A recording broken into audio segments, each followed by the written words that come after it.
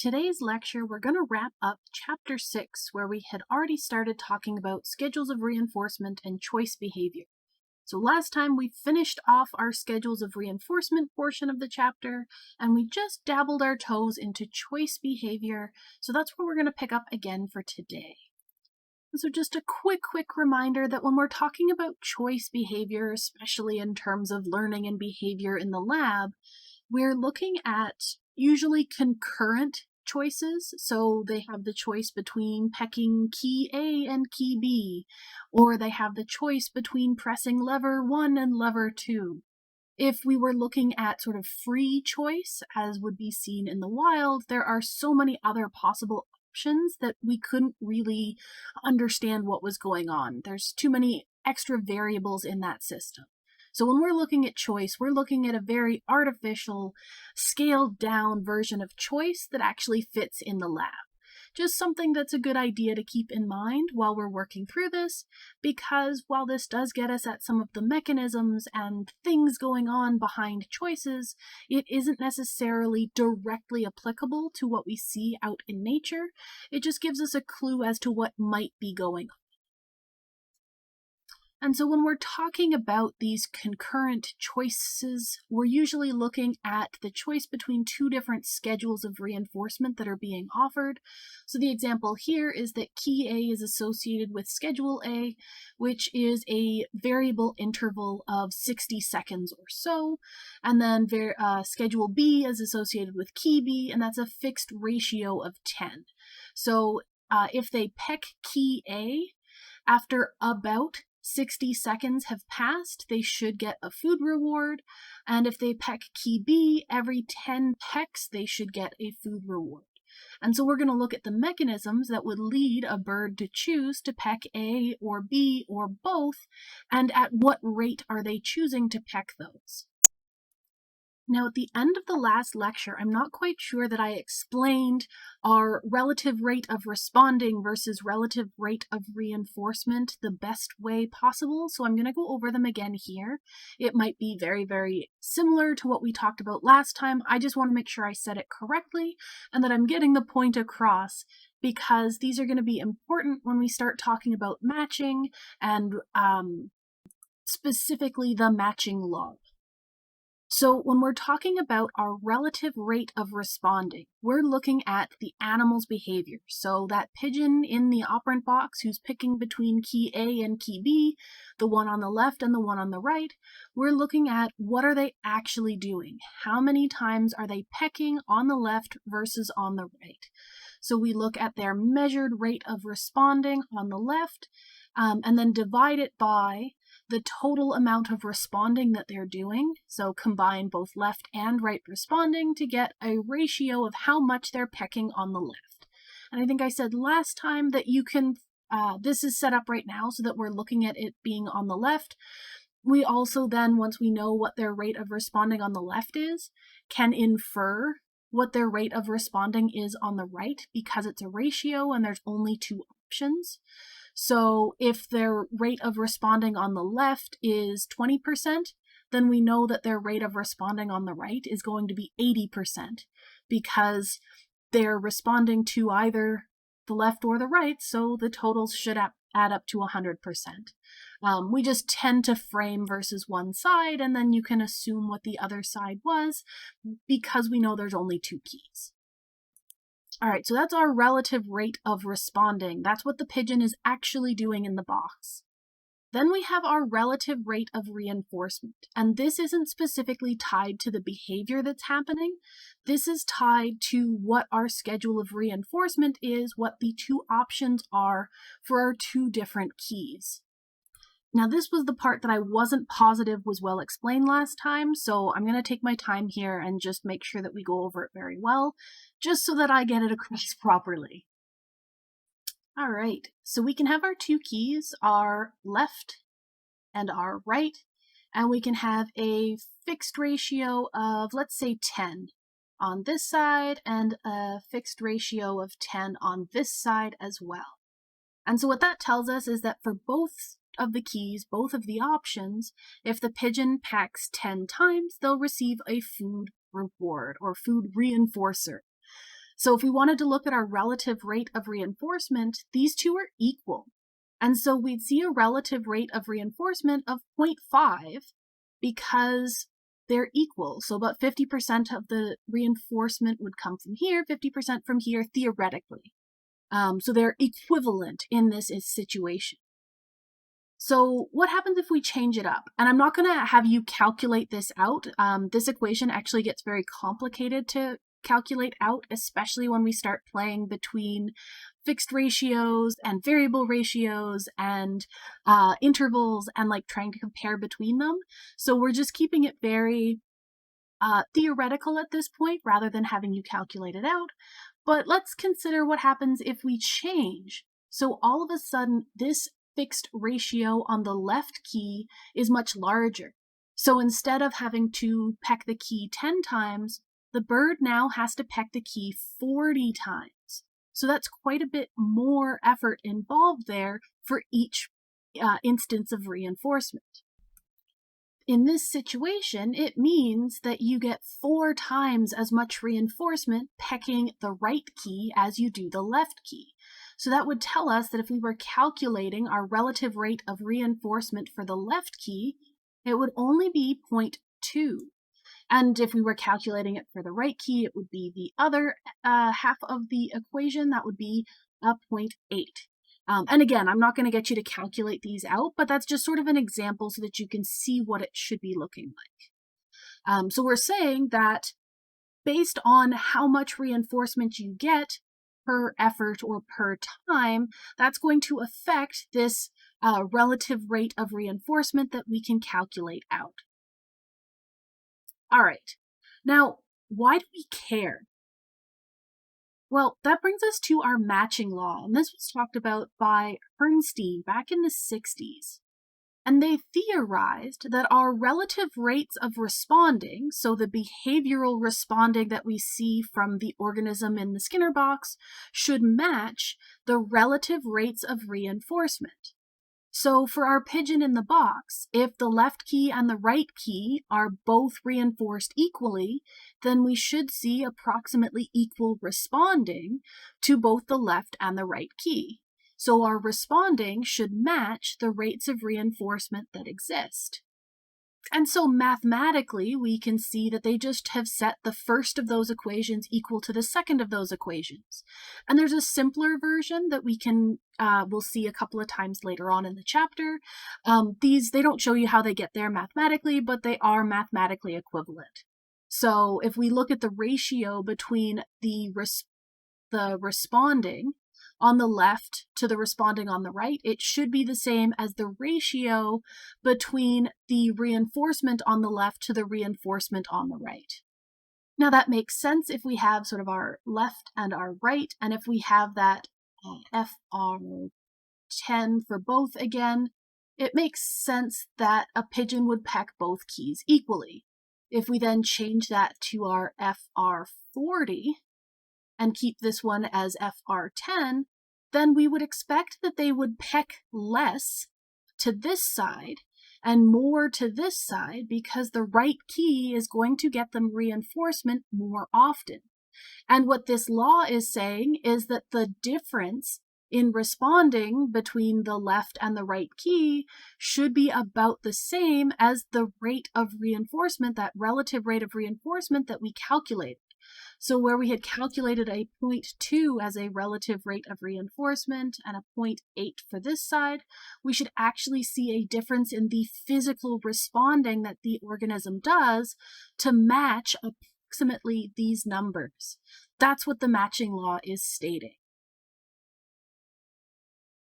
So just stated one more way, we can say that the proportion of responding, the choice that is being made, is going to be equal to the proportion of reinforcement for making that choice.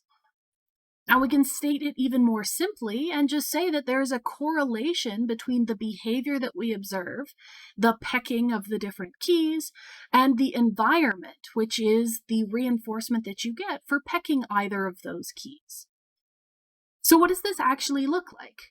We have a graph here that shows our relative rate of responding on the left key. So again, we're only focusing on one of the two choices because we can assume the opposite rate of responding to the other. And then we have our relative rate of reinforcement, again, to that same left key. So that's our BL divided by total responding and our RL divided by total reinforcement. Set the equations, the same equations we just talked about, but graphed out with actual data. And so here we have two different pigeons who were put in different situations where they have a left key and a right key, and those keys were given differential schedules of reinforcement that matched with a relative rate of reinforcement of 0.1, 0.2, 0.3, and so on. And so here we can look at what that data looks like. And so when the left key takes a lot more effort or takes a lot more time, when there's a lot less reinforcement given for effort or time or whatever, we see a lot less actual behavioral responding to that left key. In contrast, when we see a lot more reinforcement given for pecking that left key, then we're going to see a lot more behavioral responding for pecking that left key. So that kind of makes sense, that the more you're going to get out of doing that behavior, the more reinforcement you get for doing that specific choice of those two options, the more you're going to do it.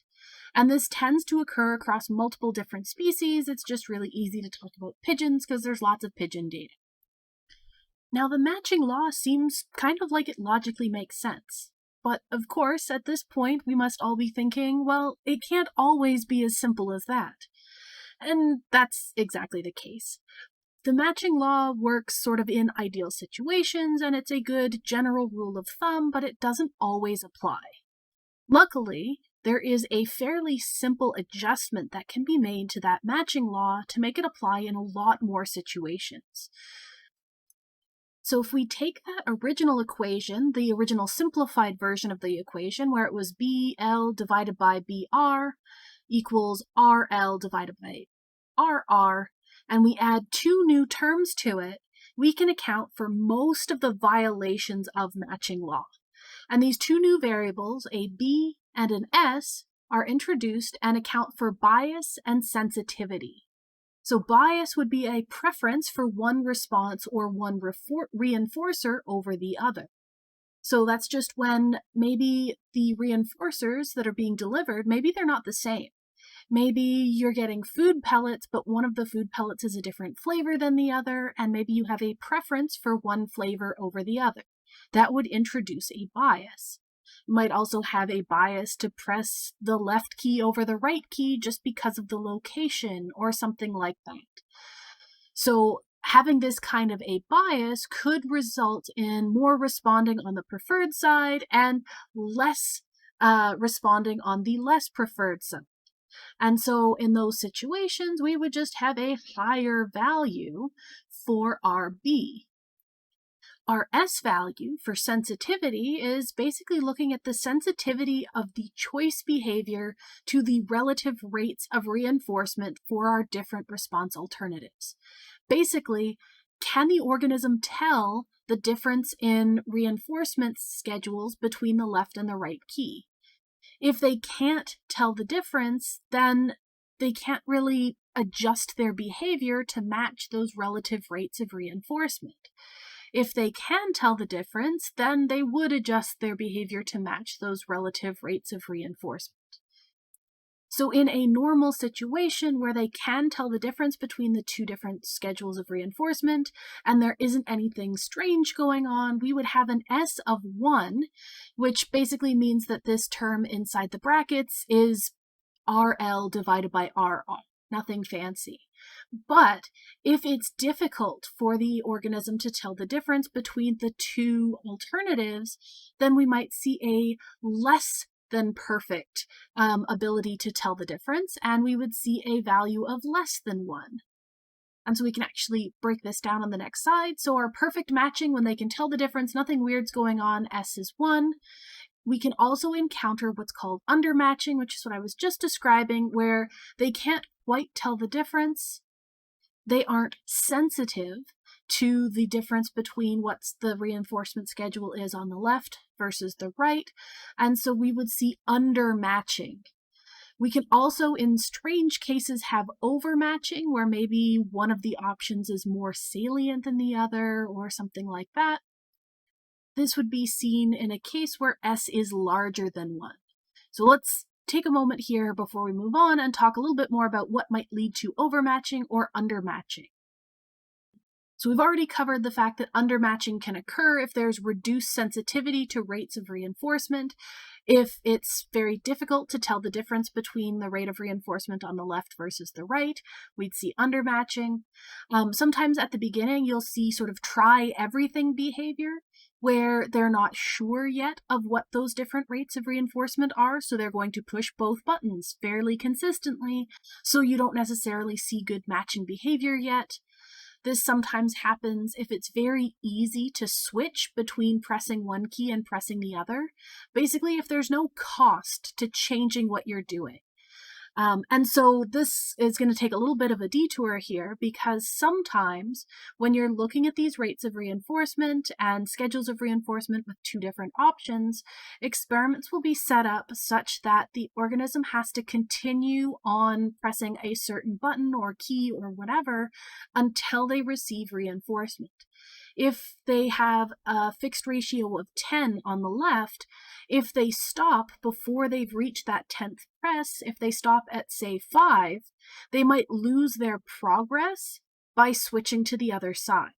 So that would be a cost for switching, and it would encourage that animal to continue pressing the key that they're already on until they get reinforcement. So there can be situations where the experiments are set up to incur a cost if you switch partway through a cycle of reinforcement. And similar to that, you might also see what's called a changeover delay, where there's a delay in switching from one option to the other, where you can't immediately start earning reinforcement on the other side. So all of these situations would contribute to undermatching, where our S value would be lower than 1. In contrast, we can see overmatching if they have increased sensitivity to one of the rates of reinforcement. So if one of them is more salient, or if one of them just sort of draws attention more. So we could see this in cases where they are sticking to the best option. So if we have a fixed ratio of 10 on the left and 40 on the right, then maybe that animal chooses to only press the left key because that's the only that's the best option. They could press the other key and get reinforcement every once in a while, but it's a lot more effort, so it might be better to stick with the better option. This is also common with high cost of switching. So if you lose all of your progress, if you're partway through a cycle, or if there's a really long delay to switch from one to the other, then you'll see a lot of sticking to one behavior and not switching between the two. And so what does this look like on our graph here? Our undermatching would be a sort of a reduced, more flattened rate of responding, where the relative rate of responding is less important and we get kind of a flatter line, whereas overmatching would be a steeper line, where there's more of a strong preference for one side versus the other, and it changes sort of almost irrelevant to what our relative rate of reinforcement is. So our overmatching would be a steeper line, and our undermatching is a more flat line compared to the sort of 1-to-1 ratio that we expect from just true matching. Okay, so that's a decent description of what matching is and what alternatives we can see with overmatching and undermatching, but this whole matching law describes what's going on, but doesn't actually tell us why it's happening.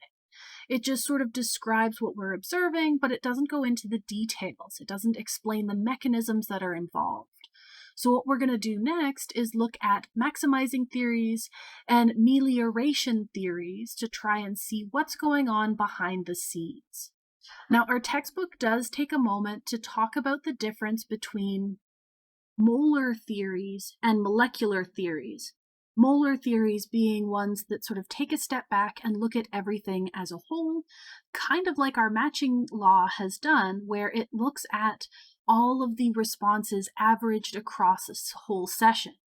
In contrast, our molecular theories are smaller and are going to look more at the range of individual responses. So sometimes you're going to see theories that look at the big picture. They're going to take the average across the entire session. And some of the theories are going to look at a more close-up version, and they're going to look at what's going on for each individual trial or response that's made. So we might see a little bit of both as we go through and talk about other theories coming up. So our maximizing theories are actually fairly cognitively intuitive. And this is the idea that organisms should distribute their behavior so as to obtain the maximum amount of reinforcement over time. You want to do whatever's going to get you the most reinforcement in that period of time. And so with this idea, we would say that the animals should switch back and forth between the responses so that they can get as many reinforcers as they possibly can. And there are, as I just mentioned, molar and molecular versions of maximizing theories.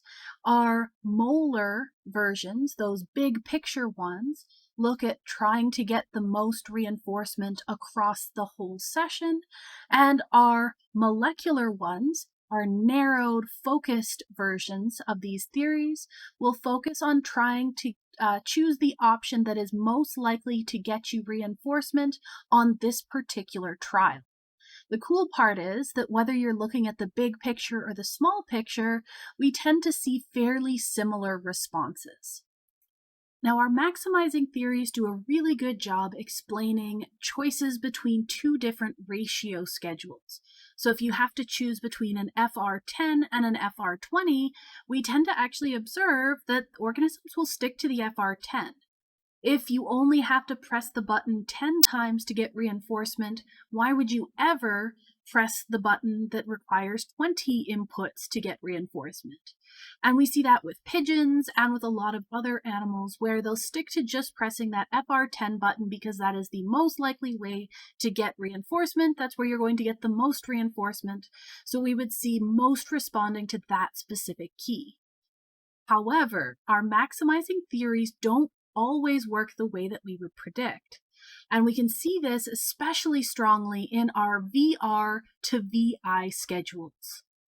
So as a refresher, this would be a case where our left key has a variable ratio response where you have to press the button a certain number of times to get reinforcement, but because it's variable, we don't know how many button presses it takes, so we should see a fairly constant level of responding to that button. For our right button, we would have a VI schedule. So this is a variable interval schedule. So after a certain amount of time has passed, and it is a variable amount of time, so we can't know specifically when it's going to happen, if we push the button after that amount of time has passed, we should get reinforcement. And if we just use our maximizing theories, what we would expect to see is that our participants would spend most of their time pressing the button for the VR schedule. They press the button all the time, occasionally stopping to press the VI button because that, after a certain amount of time had passed, should be more likely to give them some kind of reinforcement. But we should see most of their responding to that VR schedule because with the variable response, the more you push it, the more likely you are to get reinforcement. And we do see kind of that pattern. We do see more responding to VR schedules than VI schedules when you have to choose, but both college students and pigeons do this at a rate far less than what would be predicted by maximizing theories. So they're going in the right direction, but it doesn't completely explain everything. There might be something else going on. Now, on to our second option, which are amelioration theories.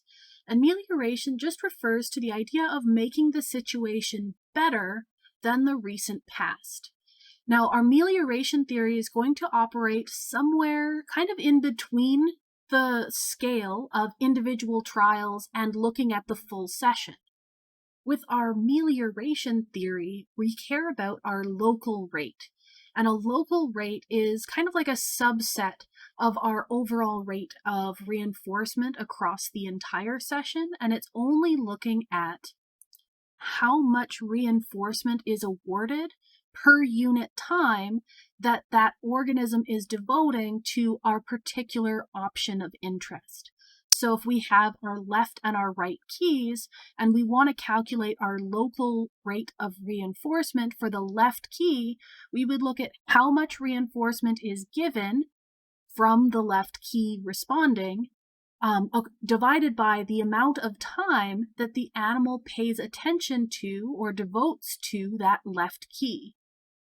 For those who are visual or number people, we can look at sort of our left versus right keys again. We're only caring about the left side here, and say that we get 15 reinforcers over the course of an entire session, which would be, say, a 60-minute session. So 60 minutes, we get 15 reinforcers overall. So if we calculated out a reinforcement rate for that, we would do 15 divided by 60, which is 0.25. And that's our rate of reinforcement across the entire session. If we want to look at our local rate of reinforcement, we would then have to figure out how much of that total time period out of that 60-minute session was the animal actually paying attention to this left key. For easy math, let's say that the animal only spent 15 minutes out of that 60-minute period paying attention to the left key. The rest of the time they were pecking at the right key or something else. So in that 15 minutes of attention, they got 15 reinforcers because that's still the amount of reinforcement they got specifically from this key. So instead, our local rate of reinforcement is actually 1. So our local rate of reinforcement is always going to be higher than our overall rate of reinforcement, and we're just taking into account how much time they're devoting to that particular key. So now that we understand what a local rate of reinforcement is, we can talk about this melioration as trying to switch between alternatives in order to improve your local rate of reinforcement, to try and maximize that local rate of reinforcement, to try and get as much reinforcement in that specialized rate of reinforcement for either one side or the other. And the overall goal here, or at least the goal according to this theory, is that animals should respond so that the local rates of reinforcement will be the same for either alternative. So if we had a local rate of reinforcement of 1 on the left side, they should adjust their responding so that they'd have an equivalent rate of responding on the other side. Now, if we worked through it and actually calculated out having an equal local rate of reinforcement for both the left and the right, we would actually find that our results put us back in line with matching theory, where our rate of responding should match the rate of reinforcement. So it kind of brings us all around back in full circle to our matching law, and says that melioration might actually be a mechanism that helps explain why the matching law is occurring. The one issue that we have here is that we have a problem where behavior tends to be more strongly controlled by immediate consequences, meaning that we value things that happen more soon or more quickly than we would things that take a little bit of time. And we'll come back to that and talk about sort of devaluation of reinforcement over time. But yeah, that'll be a later on topic. Now that we've covered the basics of choice, we're actually going to move into some more complex variants upon that. And the first of our variants is called the Concurrent-Chain Schedule. Now, this method is sort of an extension of what we've talked about previously with choice, and it's a method that was specifically designed to determine which of the two options is preferred. Now, these types of setups are different from normal choice procedures that we just finished talking about because the animal is not free to switch between the different options. So once they've started pecking one key, they cannot switch to the other key freely like they could in previous options. So if we're using a concurrent chain schedule, then we're trying to investigate choice that has a commitment component, where once they've made a decision, they have to stick with the decision that's been made. So let's look at a visual to explain what this all means. So in this experiment, there are two different steps. Step one is setting up this choice link. And so they have the option, they can press key A or key B. And at this stage, no matter which side they select, they don't get any kind of reinforcer. So if they select A, then they're brought to a terminal link where they have to continue pecking at A in order to receive reinforcement. And in this situation, it's set up so that A is set up with a variable ratio reinforcement schedule of 10. So every 10 pecks plus or minus a little bit is going to get them reinforcement. On the other hand, if they had selected B, in this choice stage, it would bring them into a terminal link where they can only continue pressing B, and B is reinforced with a fixed ratio of 10. So every 10 pecks exactly, they would get reinforcement. And the way that this is set up, if they had chosen A initially, they have to peck that A key until they get reinforcement. If they peck B, they don't get anything. So by making their initial choice, this key is no longer functional. It doesn't do anything for them. And then once they receive their reinforcement, we can loop back and go back to another choice link setup where they can choose between A or B, and then they're forced back into a terminal link where they need to follow through to completion of that session or of that trial where they will get their reinforcement.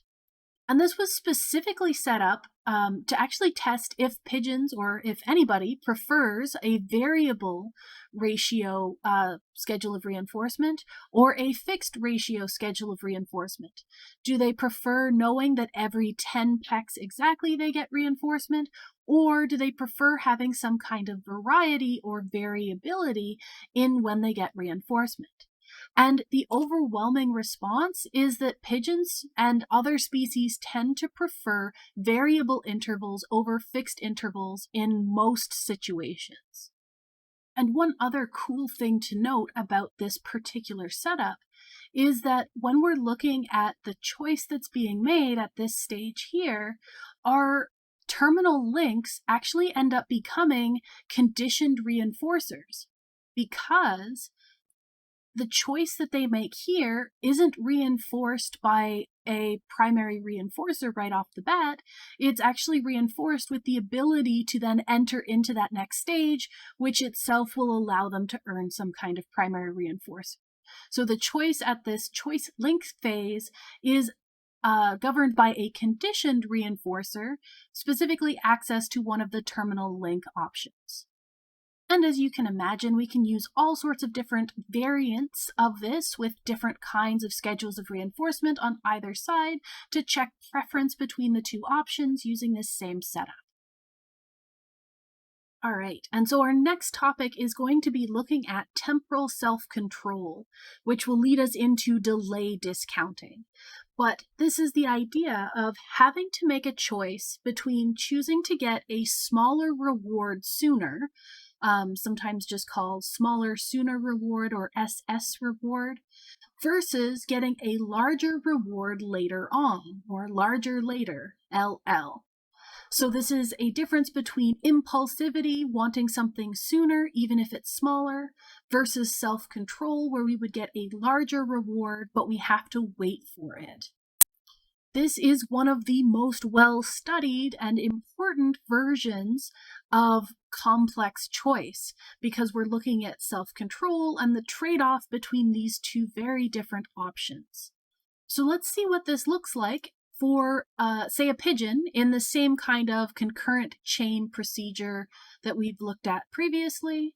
So we can have a small reward sooner or a large reward later set up with the same concurrent chain procedure that we just saw, where at that choice link stage, they can choose A or B, and then once they've gone in, they can commit to pressing A and getting a small reward very soon, or they can have chosen B to go into this terminal link where they press B again to get a large reward, but they have to wait much longer for it.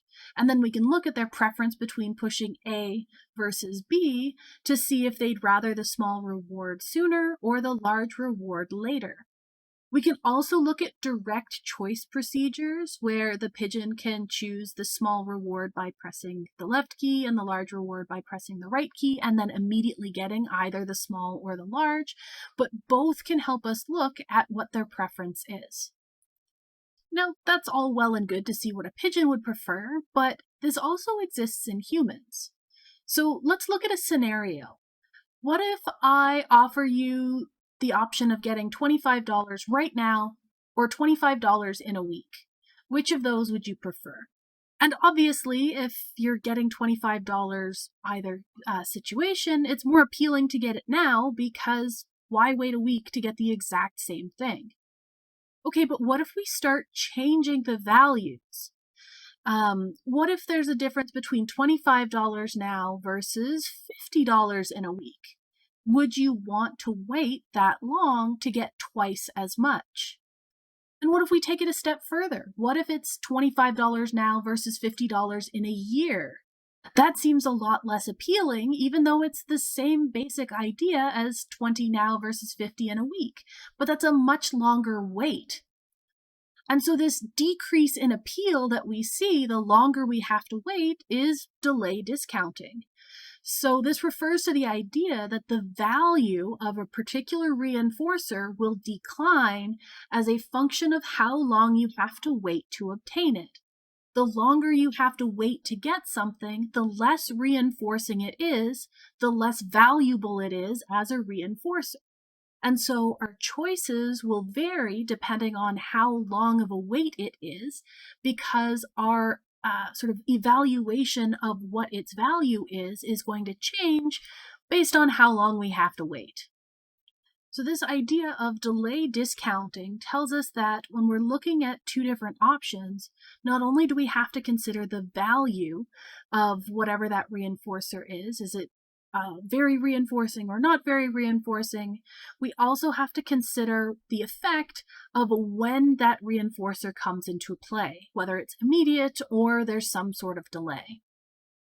Another real-life example of this that pertains to humans would be looking at choosing to continue smoking or choosing to quit smoking. And so we can look at, quitting smoking, the immediate consequence that is certain is that you go through withdrawal symptoms, and the long-term consequence is going to be that your health improves, probably. If we continue smoking, then the immediate consequence is continuing to receive nicotine, which is seen as a benefit. The long-term consequences is a deterioration in health. Now, each individual could weight the value of sort of how bad is going through withdrawal versus how bad is the long-term health consequences. But we also have to keep in mind that time delay. So something bad happening far off in the future is a lot less influencing on our behavior than something immediate. So the bad in the far future doesn't necessarily outweigh the good in the immediate. In the same way that the bad in the immediate isn't necessarily outweighed by the good in the long-term future here. So we have to consider our short-term and long-term and how that affects the magnitude of our perceived value for a given reinforcer. And an interesting thing to note is that if we change a factor that is more immediate, something like changing the price of cigarettes, which has been done in the past, where we saw that a 10% increase in cigarette prices, which is sort of an immediate consequence where you have to pay more money, we actually see a drop in consumption. And so that's because that immediate consequence is maybe a little bit more salient than some of our long-term and uncertain things that have sort of a delay component to them.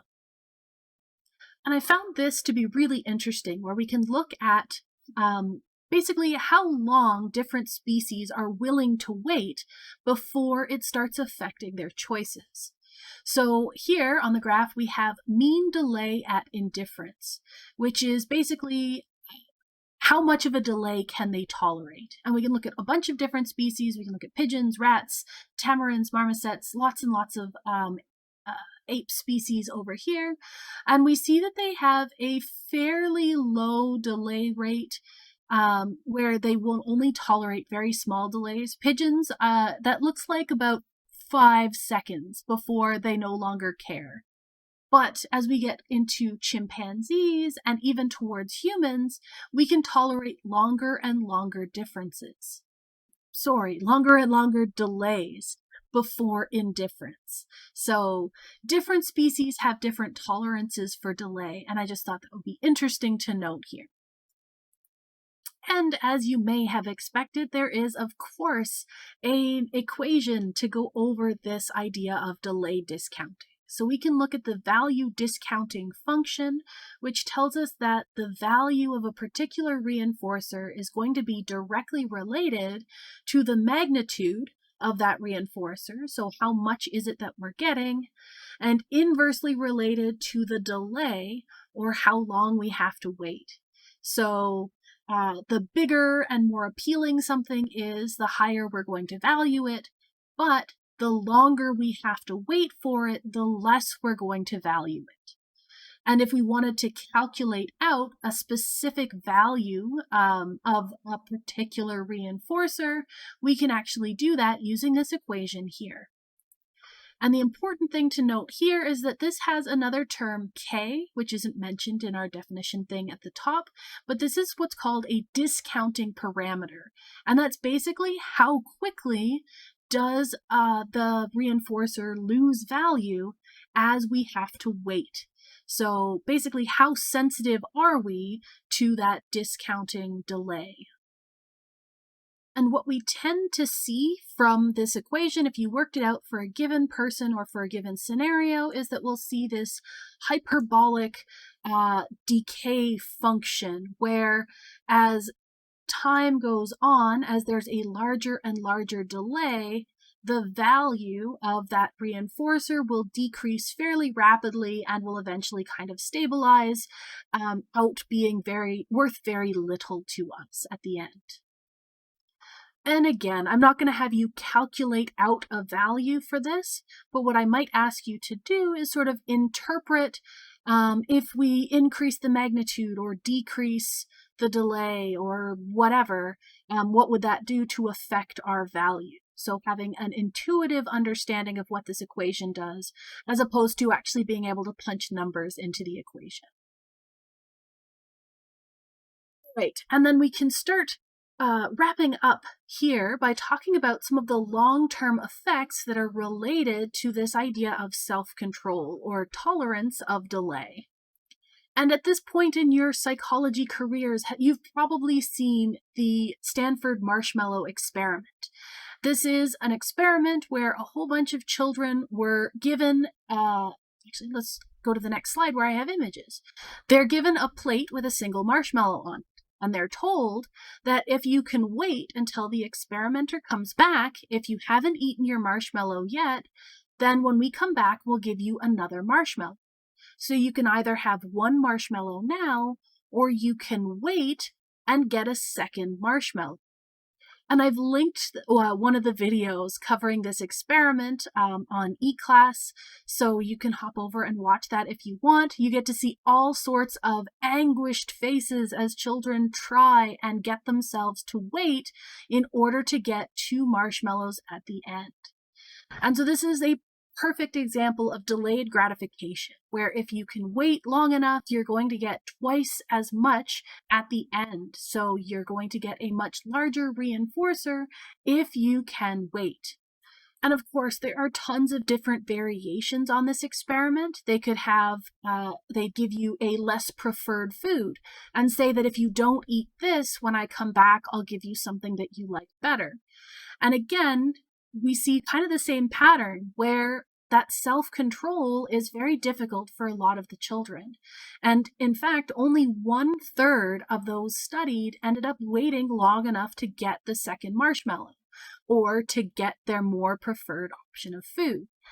And that ability to wait seemed to correlate with age, where older children tended to have a lot more self-control than younger children did.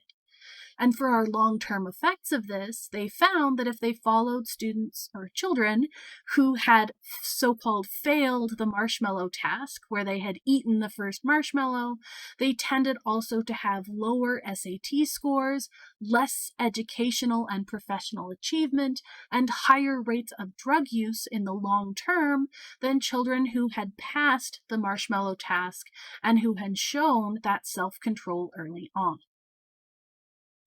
Of course, the idea of self-control is a very complex one, and it can interrelate with a whole bunch of other factors and things like that. But for some of our clinical implications of this effect of lowered self-control, we can actually see a correlation with lowered self-control in individuals who develop substance abuse disorders, who have impulsive overeating and other impulse control types of disorders, and pathological gambling. All of those are related to having low levels of self-control or more impulsive behavior.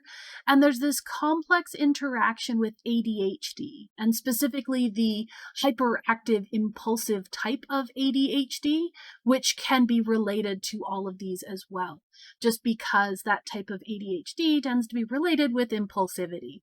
So there's a lot of factors going on here. Just something to keep in mind as we wrap up the chapter, and then we'll move on to chapter 7 in our next video.